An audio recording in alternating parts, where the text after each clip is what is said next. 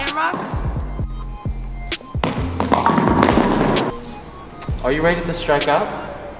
Dude, striking out is bad. I'm talking about bowling, not baseball. Oh.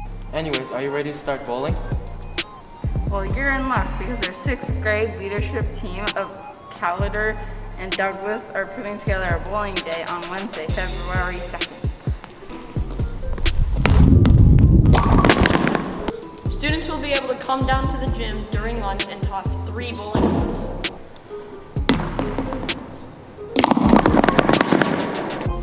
We'll count how many pins you knock down in those 3 throws.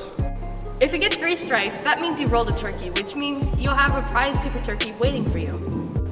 Top 3 rollers in each grade will win prizes.